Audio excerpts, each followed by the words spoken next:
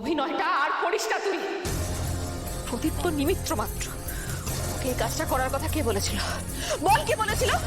পারু, পারু, মানছি আমি খারাপ, আমি খারাপ, কিন্তু তাই বলে কেউ যদি আমার বোনের গায়ে হাত দেয়, বোনের ইজ্জত নিয়ে খেলে, তাকে আমি ছেড়ে কথা বলবো না।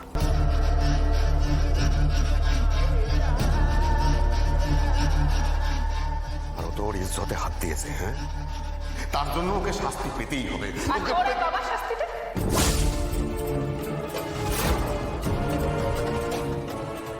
তুই আর বাবা যে অন্যায়টা করেছিস তার শাস্তিটা কে দেবে দাদা? বল, ওকে কে নির্দেশ দিয়েছিল?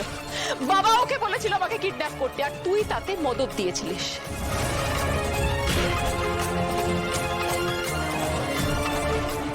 বল, ও নিজে মুখে বলেছে, ও নিজে মুখে সবটা আমাকে বলে দিয়েছে। চুপ করো পারো, ওদের বলে কোনো লাভ নেই। ওদের শাস্তি দেবে ভুবনপুরের সাধারণ মানুষ।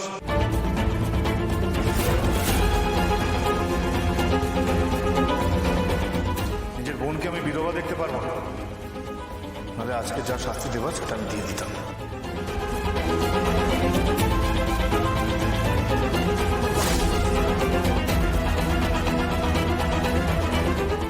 দাও দাদা,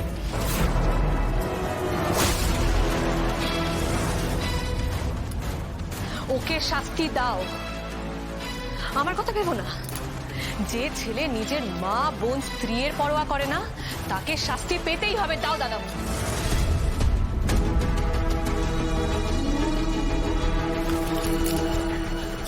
খুব বার বেড়েছে না তোমার? হ্যাঁ, খুব বার বেড়েছে, মুখে বুলি ফুটেছে। হ্যাঁ, একটা কথা মনে রেখো, আমি কিন্তু তোমার স্বামী, আর এই বাড়িতে ছেলেদের মুখে মুখে কোনো মেয়েরা কিন্তু তর্ক করে না, কথাটা মনে রেখো। কেন রে? যে মেয়েটা চোখ তুলে কথা বলতো না, সেই মেয়েটা আজ গলার আওয়াজ তুলছে বলে খুব অসুবিধা হয়ে যাচ্ছে না? ভুবনপুরের হাওয়া কিন্তু অন্যদিকে বইছে দাদা। এবার থেকে স্বামীরা যদি তাদের অধিকার লঙ্ঘন করে না, মেয়েরা তাদের অধিকার বুঝে নেবে। আর এটা ওদেরকে ওদের দাদামণি শিখিয়েছে।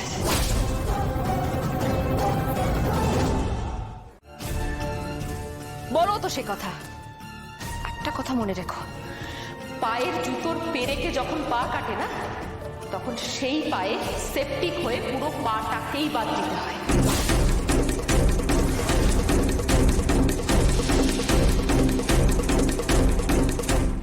ভুবনপুরের যে মেয়েরা এতদিন অব্দি সবকিছু মুখ বুঝে সহ্য করছিল নিজেদের ভাগ্য ভেবে, তারা আর সহ্য করবে না।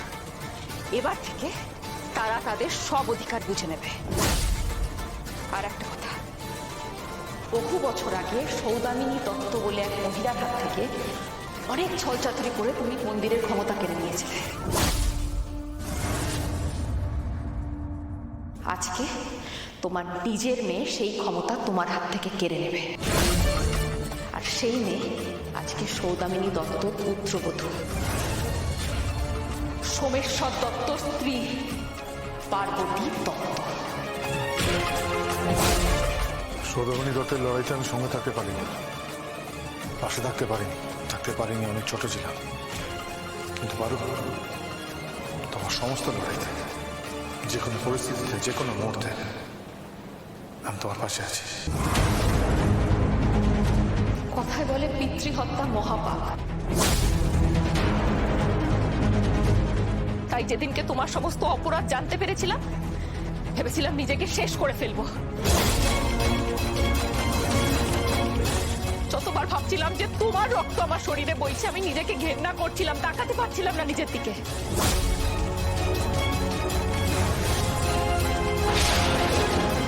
কিন্তু আজকে পার্থ সারথী রায়ের মেয়ে হিসেবে নয়, সৌদামিনী দত্তর পুত্রবধূ তোমার সামনে দাঁড়িয়ে রয়েছে। আর সে তোমাকে বলছে, সৌদামিনী দত্তর সাথে হওয়া সমস্ত অন্যায়, সমস্ত অবিচারের হিসেব আমি নেব।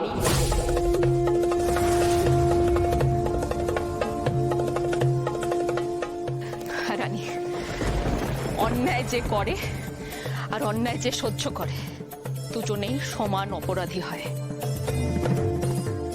তাই যে অস্ত্রটা আজকে হাতে তুলে নিয়েছ, সময় হলে সেটাকে ব্যবহার করো।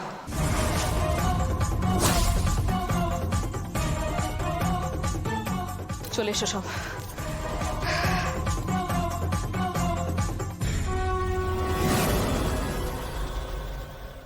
সত্যি তাই, যে বাবা নিজের মেয়ের ভালো মন্দ বিচার করে না, যে বাবা নিজের স্বার্থে নিজের মেয়েকে রিয়াদ করে না, সে অন্য কাউকে কি করে রিয়াদ করবে? আচ্ছা মা, তুমি আমার কি ভাবো বলো তো?